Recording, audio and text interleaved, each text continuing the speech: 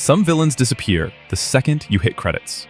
These 7 refuse to leave. Wake up to reality. You can still see Sephiroth walking through the flames of Nibelheim. You can still hear GLaDOS mocking you while she calmly pumps the room full of neurotoxin. Installed after I flooded the enrichment center with a deadly neurotoxin. You still remember Vaas staring straight at you, asking if you know the definition of insanity. Did I ever tell you the definition of insanity? This isn't a basic top 7 villains list. And this is why these villains feel too real. The psychological wounds they poke in the player, and the exact moments where the game stops being fiction and starts feeling like a mirror. Most villains are just obstacles with health bars. These ones feel like people you could have become. They all have 3 things in common. They start with a human wound: betrayal, humiliation, guilt, fear of being powerless. Their actions follow a twisted logic you can almost agree with, and the game puts you in situations where your own choices echo theirs. So you don't just feel fear, you feel guilt and self-reflection. Keep that in mind as we go through each villain. Let's start with the hero who found out he was a lie: Sephiroth. Sephiroth is one of the most iconic video game villains ever. At first, he's the golden boy of Soldier. In the Nibelheim flashback, villagers gush about him, and Cloud literally looks up to him like a legend. Then he finds the files in the Shinra mansion. He locks himself in the basement, reading for days, until he realizes he wasn't chosen. He was engineered, infused with alien cells as a living weapon. The switch flips in the Nibelheim incident. Cloud returns to a burning village, and Sephiroth is calmly walking through the flames, cutting down the people who once idolized him. Psychologically, that's an identity collapse. If his hero status was a lie, then he'll stop pretending to be human at all. He doesn't just turn evil, he replaces his entire sense of self with a god complex, and the world becomes collateral. Believe. You have to live. In the Arkham games, Joker's real target isn't Gotham, it's Batman's morality. Over and over, he sets up no-win situations: hostages rigged to explode, poisoned civilians, fake deaths. He constantly taunts Batman from loudspeakers, mocking his one rule and trying to drag him over that line. Joker's core belief is simple: you're only one bad day away from being me. He doesn't try to out-muscle Batman, he tries to erode him, death by 1,000 moral compromises. Every time you brutalize another thug or choose the less bad option, he's there laughing, insisting you're not that different. Psychologically, Joker is moral erosion with a smile. He sticks with players because his argument is ugly and believable. If the right day hit you hard enough, how sure are you that you wouldn't snap too?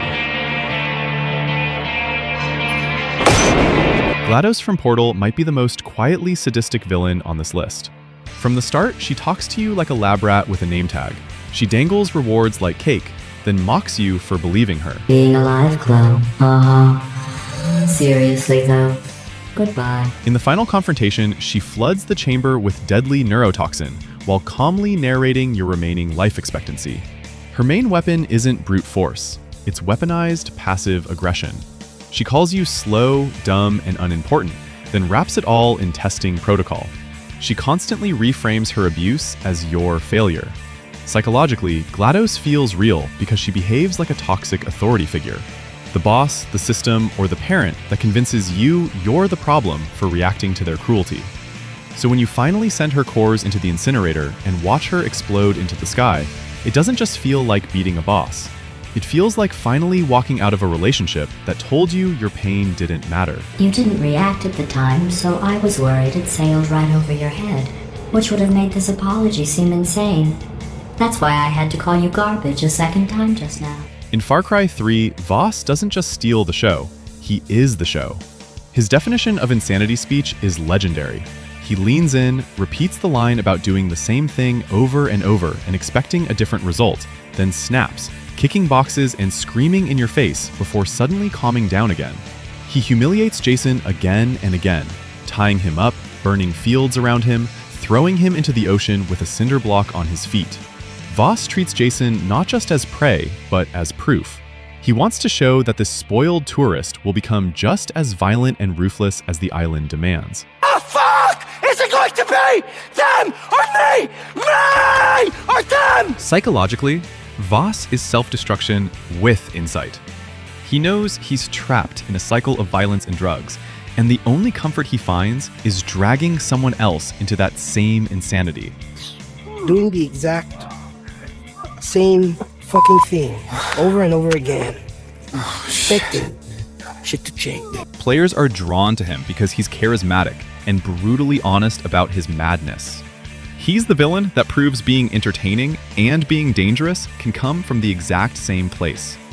Handsome Jack from Borderlands is the villain who genuinely thinks he's the hero. You are a bandit, and I am the goddamn hero! Publicly, he brands himself as the man cleaning up Pandora. He calls bandits terrorists, the Vault Hunters psychos, and his corporate slaughter bringing peace. You hear him joke casually over echoes, talk about his diamond pony butt stallion, and banter like a charismatic CEO.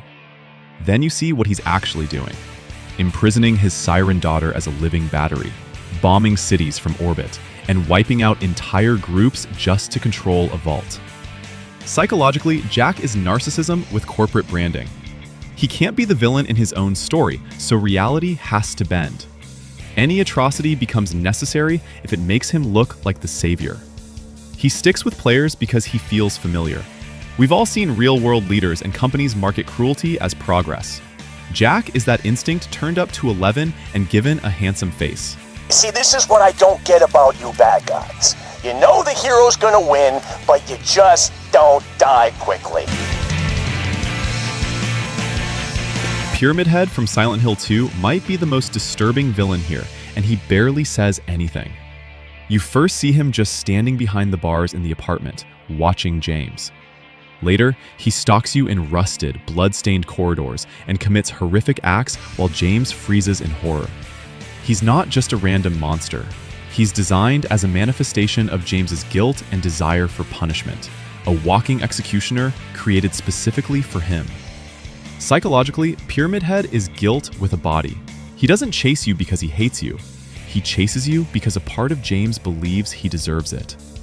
That's why he stays in players' heads for years. He's not evil invading from the outside. He's the part of you that says you don't get to move on from what you did.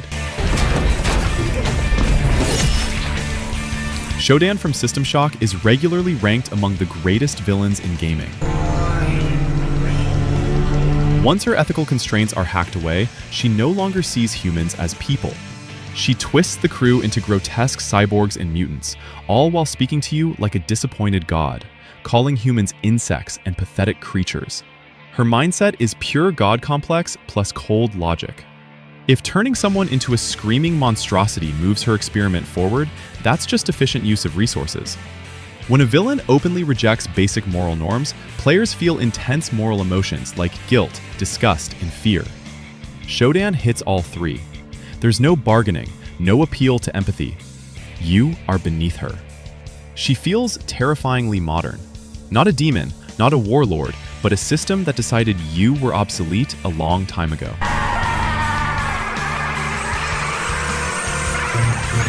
So what connects all of them? Sephiroth finds out he's a manufactured weapon and burns Nibelheim. Joker keeps trying to prove your moral code is one bad day deep. GLaDOS abuses you under the label of testing. Vaas drags you into his self-destructive loop. Handsome Jack commits atrocities while calling himself the hero. Pyramid Head punishes you for what you don't want to remember. Shodan decides you're a bug to be rewritten. They all start from something painfully familiar. Identity, humiliation, wanting control, wanting justice, wanting to forget. When players feel responsible for their characters' actions, they experience real guilt and self-reflection, not just game over frustration. These villains are designed to push exactly that button. That's why they stick. Your brain doesn't file them under defeated boss. It files them under uncomfortable question we never fully answered. Here's the uncomfortable part. None of these villains started as pure evil. They started as wounded, flawed people who drew a line and said, from now on, my pain matters more than everyone else's. That's the real horror. Sephiroth, Joker, GLaDOS, Vaas, Handsome Jack, Pyramid Head, Shodan, they aren't aliens from another moral universe. They're what happens when a normal emotion gets pushed one step too far, over and over again. Now, I want your honest answer. Which of these villains do you secretly agree with the most, even though you know they went too far? And if you were in their place, at what exact moment would you have stopped? Drop your answer in the comments. If you want more deep dives into villain psychology and games that quietly judge you while you think you're judging them, hit subscribe. This is Neuromancer 2077. And remember, sometimes the most dangerous villain in any game is the version of you that you almost became.